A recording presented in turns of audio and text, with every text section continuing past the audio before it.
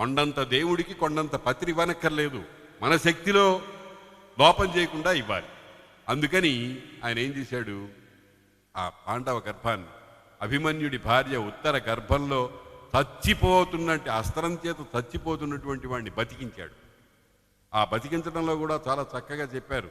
ఆ ఒక గద బుచ్చుకొని అంగుష్ఠమాత్ర దేహుడై శ్రీకృష్ణ పరమాత్మ ఇవన్నీ కూడా మనకి ఎలా వెళ్ళాడండి, ఎక్కడికి వెళ్ళాడండి, ఎట్లా చేశాడండి, ఇదంతా మాకు సరిపట్టలేదండి, మేము నమ్మలేకపోతున్నామండి అని అంటే, మనం చక్కగా ఇల్లు కట్టుకున్నాం, అత్యద్భుతమైనటువంటి ఒక 1 కోటి రూపాయలు ఖర్చు పెట్టి ఇల్లు కట్టుకున్నాం, అన్ని ఏర్పాట్లు చేసుకున్నాం, అన్ని రకాలైనటువంటి పద్ధతులు పెట్టుకున్నాం. అంతా గృహప్రవేశం అయిపోయి లోపలికి వెడదామని ఆ వంటింటి గుమ్మం దగ్గరికి వెళ్ళేటప్పటికి అక్కడ ఒక పాము కనబడి ఉంది. ఎట్టొచ్చిందండి ఈ పాము ఈ లోపలికి? దాని దారి దానికి ఉంటుంది. అలాగే ఉత్తరా గర్భంలోకి శ్రీకృష్ణ పరమాత్మ ఎట్లా ప్రవేశించాడంటే వేద జ్ఞానం కావాలి మనకి.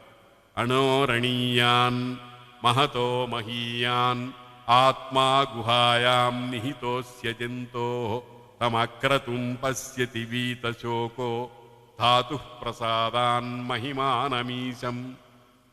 ఆ భగవంతుడు అణువు కంటే అణుస్వరూపంలో ఉంటాడట,